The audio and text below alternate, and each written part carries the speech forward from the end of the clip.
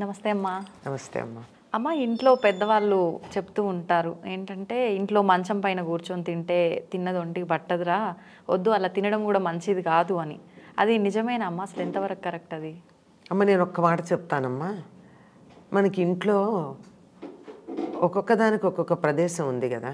అవును అన్న, వంటగది, పూజ గది, పడగ గది, నడవ అంటే అందరు కలిసి ఉండేటటువంటి ప్రదేశం. ఓకే. అలా దాన్ని ఇప్పుడు హాల్ అంటున్నాం, మనం లివింగ్ రూమ్ అంటున్నాం. అలాగే నడవ అంటే అది కాదు, అది బాల్కనీ లాంటిది అనమాట, పాసేజ్ లాంటిది. సరే, ఇవన్నీ ఉన్నప్పుడు తర్వాత స్నానాల గది, ఇంకో గది, ఇవన్నీ ఉన్నాయి. ఒకటి ఇంకో దాంట్లో చేస్తామమ్మా, చెప్పండి. మరి అన్నమే ఎందుకని అట్లా తింటాం? అంటే మొబైల్స్, ల్యాప్టాప్స్ పెట్టుకొని బెడ్ పైన కూర్చొని తినడం అలవాటు అయిపోయిందమ్మా. అదే సాధారణంగా ఇవేవి కాకుండా జనరల్గా మంచం మీద కూర్చొని తినేది ఎవరు? రోగులు. ఓకే. మంచం మించి లేవలేని వాళ్ళకి హాస్పిటల్లో భోజనం ఎక్కడ పెడతారు? బెడ్ పైన పెడతారు.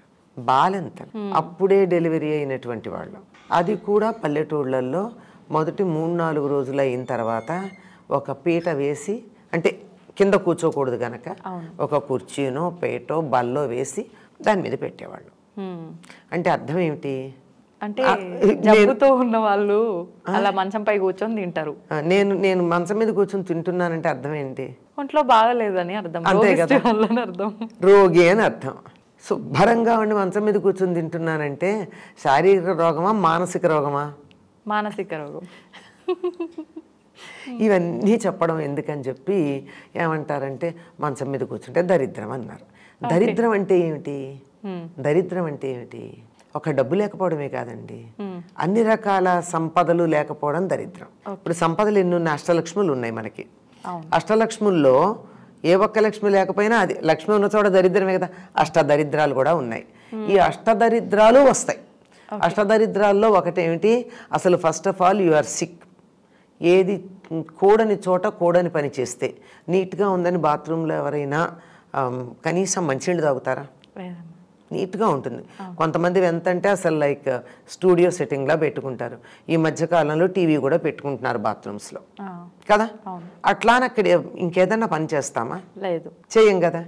మరి బెడ్రూమ్లో ఏం చేయాలి?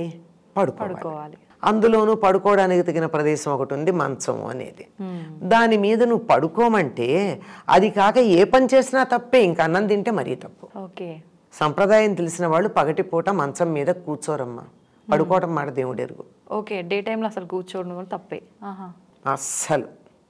ఒకవేళ పడుకోవాల్సి వస్తే చాప వేసుకుని నేల మీద పడుకుంటారు, కానీ రాత్రి పడుకునే మంచం మీద పడుకోరు.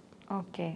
అట్లాంటిది రాత్రి పడుకునేటటువంటి మంచం మీద ఏ పని చేసినా పనికిరాదు. చదువుకోకూడదు, డబ్బులు పెట్టకూడదు, విలువైన వస్తువులు, గౌరవించదగిన వస్తువులు, ఖరీదైన కాదు, అట్లాంటివి పెట్టరు.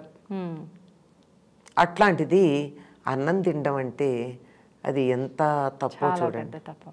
అర్థమైంది కదా. తర్వాత కాసేపు అదంతా పక్కన పెడదాం, పద్ధతి సంప్రదాయం వీటన్నిటిని పక్కకు పారేద్దాం, అవి మనకు అక్కర్లేని వస్తువులు కదా. అందుకని అక్కడ పెట్టేస్తే మంచం మీద తిన్నావు, తిన్నాక ఒక్క మెతుకు కింద పడింది అనుకో, ఏమవుతుంది? కనపడచ్చు, కనపడకపోవచ్చు. లేదు, ఒక మెతుకు కింద పడితే దాన్ని తీసావు, తీసుకున్నా దాని తాలూకు చిన్న నలక దానికి అంటుకుంటుంది. చీమలు పట్టవా? మనం డైనింగ్ టేబుల్ మీద తిన్నాక మెతుకులు పడితే తీసేస్తే, తడితో దాన్ని క్లీన్ చేయకపోతే అక్కడ అన్నం మెతుకు ఏం కనపడదు, కానీ ఒక చీమ పడుతుందా లేదా? సన్నం చీమ. మరి అట్లాంటివన్నీ మంచం మీద పడితే నీకేమంత ఆరోగ్యం? చీమలు పట్టవా? చీమలతో పాటు ఇంకా ఎన్ని రకాలైనటువంటి బ్యాక్టీరియా చేరచ్చు. ఈ బ్యాక్టీరియా మనకి ఎక్కడ ఎటువంటి హాని కలిగిస్తుందో చెప్పలేము. ఎందుకు వచ్చింది? అందుకని ఎక్కడ చేయాల్సిన పని అక్కడ చేయాలి. ఓకే. అంతేగాని మంచం పడుకోవడానికి ఇచ్చిన మంచం మీద అన్నం తినడం అన్నది సరైన పద్ధతి కాదు. మంచం భోగ వస్తువుగా చెప్తారు. భోగ వస్తువు అయినటువంటిది ఇది. అన్నం తినడం అనేది శరీర ధర్మం కోసం చేసేది. అది ఎట్టి పరిస్థితుల్లో మంచం మీద తినకూడదు. ఆ మాట చెప్తే ఇంత విషయం చెప్తే చాలే చెప్పవచ్చో చాదస్తామంటారు. అందుకని దరిద్రం అని, దెయ్యాలు పడతాయి అని ఇంకో మాట. అవును. ఇవన్నీ చెప్పి అలా భయపెడితే తినడం మానేస్తారని తప్ప, ఇప్పుడు అర్థమైంది కదా మంచం మీద తినచ్చో తినకూడదు. ఇంత క్లియర్గా చెప్తే ఇంకా క్వశ్చన్ వేయరమ్మా, అర్థమైపోతుంది. మామూలుగా పెద్దవాళ్ళు ఏం చెప్తారు, అరే తినొద్దురా మంచిది కాదు, ఏ పోవే, జనరల్గా అట్లనే అంటుంటారు అమ్మ పిల్లలు. దరిద్రం ఏం వస్తుందిలే అంట. కాదురా, చీమలు పడతాయి, దోమలు పడతాయి, పురుగులు పడతాయి, కనపడవు, తర్వాత రోగకారకులు అవుతాయి అంటే చిన్నపిల్లలకు అర్థమవుతుంది. అది రోగే తింటాడు, ఇవన్నీ కొంచెం ఒక వయసు వచ్చిన వాళ్ళకి అర్థమవుతుంది. చాలా చక్కగా చెప్పారమ్మా, ధన్యవాదాలు.